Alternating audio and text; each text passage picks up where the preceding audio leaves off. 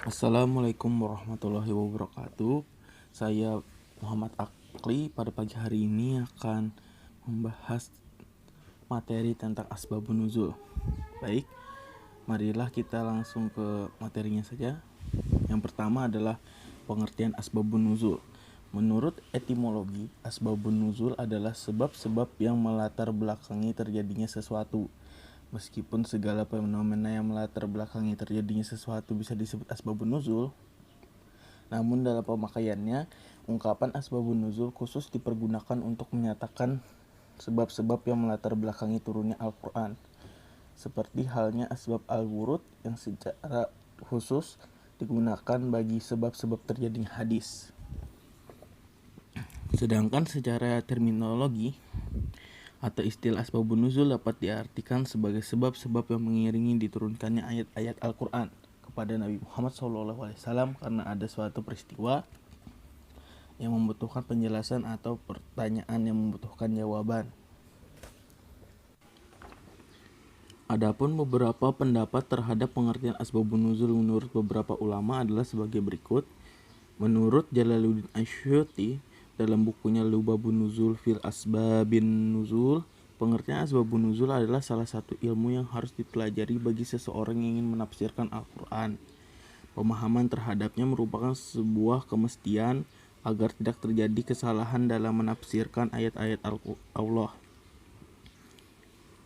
Agar tidak terjadi kesalahan dalam menafsirkan ayat-ayat Allah. Pemahaman terhadap ilmu ini juga akan memperkaya penafsir dalam menggali mukjizat-mukjizat. Menurut Az-Zarqani, asbabun nuzul adalah khusus atau sesuatu yang terjadi serta ada hubungannya dengan turunnya ayat Al-Quran sebagai penjelas hukum pada saat peristiwa itu terjadi. Menurut Asy-Syabuni, asbabun nuzul adalah peristiwa atau kejadian yang menyebabkan turunnya satu atau beberapa ayat mulia yang diajukan kepada Nabi atau kejadian yang berkaitan dengan urusan agama. Menurut Syubhi Saleh, asbabun nuzul adalah sesuatu yang menjadi sebab turunnya satu atau beberapa ayat Al-Quran. Ayat-ayat terkadang menyiratkan peristiwa itu sebagai respons atasnya atau sebagai penjelas terhadap hukum-hukum di saat peristiwa itu terjadi. Menurut Mana Al-Qathan, asbabun nuzul adalah peristiwa-peristiwa yang menyebabkan turunnya Al-Quran berkenaan dengannya waktu peristiwa itu terjadi, baik berupa satu kejadian atau berupa pertanyaan yang diajukan kepada Nabi. Menurut Al-Waqidi, asbabun nuzul adalah peristiwa sebelum turunnya ayat, walaupun sebelumnya itu masanya jauh, seperti adanya peristiwa gajah dengan surah Al-Fil. Kapan asbabun nuzul dikembangkan? Sejak zaman sahabat, pengetahuan tentang asbabun nuzul dipandang sangat penting untuk bisa memahami penafsiran Al-Quran yang benar. Karena itu, mereka berusaha untuk mempelajari ilmu ini. Mereka bertanya kepada Nabi SAW tentang sebab-sebab turunnya ayat atau kepada sahabat lain yang menjadi saksi sejarah turunnya ayat-ayat Al-Quran. Dengan demikian pula para tabi'in yang datang kemudian ketika mereka harus menafsirkan ayat-ayat hukum, mereka memerlukan pengetahuan asbabun nuzul agar tidak salah dalam mengambil kesimpulan. Dalam perkembangannya, ilmu asbabun nuzul menjadi sangat urgen. Hal ini tak lepas dari jerih payah perjuangan para ulama yang mengkhususkan diri dalam upaya membahas segala ruang lingkup sebab nuzulnya Al-Quran. Di antaranya yang terkenal yaitu Ali bin Madini Al-Wahidi dengan kitabnya Asbabun Nuzul, Al-Jabari yang meringkas kitab Al-Wahidi, Syekhul Islam Ibnu Hajar yang mengarang sebuah kitab mengenai Asbabun Nuzul, dan Asyuti mengarang kitab Lubabun Nuzul fi Asbab An-Nuzul, sebuah kitab yang sangat memadai dan jelas serta belum ada yang pernah mengarangnya sebelumnya. Mengapa asbabun nuzul dipelajari? Alasan mengapa asbabun nuzul dipelajari adalah untuk memahami ayat Al-Quran, baik dalam mengistinbat hukum atau dalam beristidlal, atau sekedar memahami maksud ayat. Tidak mungkin memahami kandungan makna suatu ayat tanpa mengetahui sebab turunnya ayat tersebut. Al-Wahidi menjelaskan, tidaklah mungkin mengetahui tafsir ayat tanpa mengetahui dan penjelasan sebab turunnya ayat tersebut. Ibnu Daqiqil Id berpendapat penjelasan tentang sebab turunnya ayat merupakan cara yang ampuh untuk memahami makna-makna Al-Quran. Ibnu Taimiyah mengatakan mengetahui sebab nuzul akan membantu dalam memahami ayat karena mengetahui sebab menimbulkan pengetahuan mengenai musabab atau akibat. Macam-macam asbabun nuzul. Yang pertama, banyaknya nuzul atau ayat dengan satu sebab. Terkadang banyak ayat turun sedangkan sebabnya hanya satu. Dalam hal ini tidak ada permasalahan yang cukup penting karena banyak ayat yang turun di dalam berbagai surah berkenaan dengan satu peristiwa.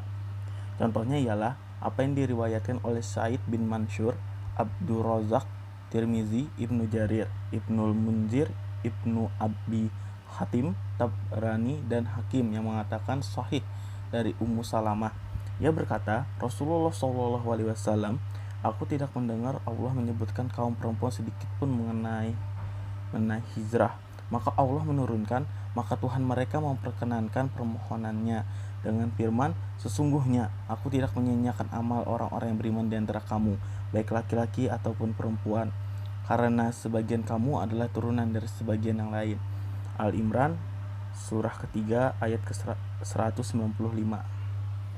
Yang kedua, penurunan ayat lebih dahulu daripada sebab. Az-Zarkashi dalam membahas fi Ulumil Quran karya Manna Khalil Al-Qattan mengemukakan satu macam pembahasan yang berhubungan dengan sifat nuzul yang dinamakan penurunan ayat lebih dahulu daripada hukum. Maksudnya, contoh yang diberikan dalam hal ini tidaklah menunjukkan bahwa ayat itu turun mengenai hukum tertentu, kemudian pengalamannya datang sesudahnya. Tetapi hal tersebut menunjukkan bahwa ayat itu diturunkan dengan lafaz mujmal, global yang mengandung arti lebih dari satu. Kemudian penafsirannya dihubungkan dengan salah satu arti-arti tersebut, sehingga ayat tadi mengacu pada hukum yang datang kemudian. Misalnya, firman Allah Subhanahu wa taala, sesungguhnya beruntunglah orang-orang yang membersihkan diri dengan beriman. Surah ke-87 ayat 14. Ayat tersebut dijadikan dalil untuk zakat fitrah. Diriwayatkan oleh Baihaqi dengan disanadkan kepada Ibnu Umar bahwa ayat itu turun berkenaan dengan zakat Ramadan, zakat fitrah, kemudian dengan isnad yang marfu. Baihaqi meriwayatkan pula keterangan yang sama. Sebagian dari mereka berkata, aku tidak mengerti maksud pentakwilannya seperti ini, sebab surah itu Makki, sedang di Makkah belum ada Idul Fitri dan zakat. Karena itulah ayat itu disebut turun lebih dahulu daripada sebab. Yang ketiga, beberapa ayat turun mengenai satu orang. Terkadang seorang sahabat mengalami peristiwa lebih dari satu kali, dan Al-Quran pun turun mengenai setiap peristiwanya. Karena itu banyak ayat yang turun mengenainya sesuai dengan banyaknya peristiwa yang terjadi. Misalnya apa yang diriwayatkan oleh Bukhari tentang berbakti kepada kedua orang tua dari Sa'ad bin Abi Waqqas yang mengatakan ada 4 ayat Al-Quran turun berkenaan denganku. Pertama, ketika ibuku bersumpah bahwa ia tidak akan makan dan minum sebelum aku meninggalkan Muhammad, lalu Allah menurunkan ayat yang artinya, dan jika keduanya memaksamu untuk mempersukukan aku dengan sesuatu yang tidak ada pengetahuanmu tentang itu, maka janganlah kamu mengikuti keduanya, dan pergaulilah keduanya orang tua di dunia dengan baik. Surah Luqman surah ke-31 ayat 15.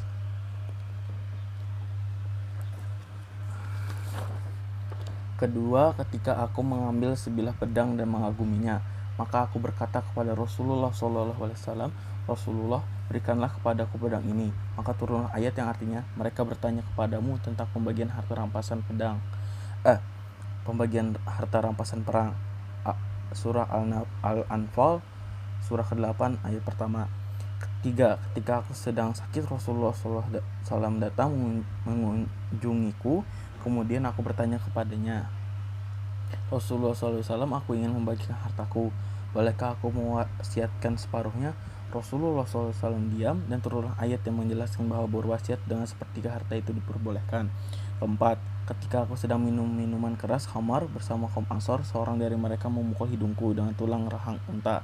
Lalu aku datang kepada Rasulullah SAW, maka Allah Azza wa Jalla menurunkan larangan minum khamar. Hikmah atau manfaat mempelajari ilmu asbabun nuzul. Pertama, membantu dalam memahami sekaligus mengatasi ketidakpastian dalam menangkap pesan ayat-ayat Al-Quran. Kedua, mengatasi keraguan ayat yang diduga mengandung pengertian umum. Tiga, mengkhususkan hukum yang terkandung dalam ayat Al-Quran bagi ulama yang berpendapat bahwa yang menjadi pegangan adalah sebab yang bersifat khusus al-sabab, dan bukan lafaz yang bersifat umum al-lafaz. Keempat, mengidentifikasi pelaku yang menyebabkan ayat Al-Quran turun. Kelima, memudahkan untuk menghafal dan memahami ayat, serta untuk memantapkan wahyu ke dalam hati orang yang mendengarnya. Kesimpulan. Adapun kesimpulan dari materi saya kali ini adalah asbabun nuzul adalah ilmu yang mempelajari tentang sebab-sebab diturunkannya Al-Quran, dan perkembangannya sudah ada sejak zaman sahabat. Asbabun nuzul itu bermacam-macam, dari ayat yang diturun oleh satu sebab, ayat yang turun lebih dahulu daripada sebab, dan ayat yang turun karena seseorang. Dan manfaat mempelajari asbabun nuzul membantu dalam memahami sekaligus mengatasi ketidakpastian dalam menangkap pesan ayat-ayat Al-Quran, mengatasi keraguan ayat yang mengandung makna umum, dan sebagainya. Terima kasih atas waktunya. Wassalamualaikum warahmatullahi wabarakatuh.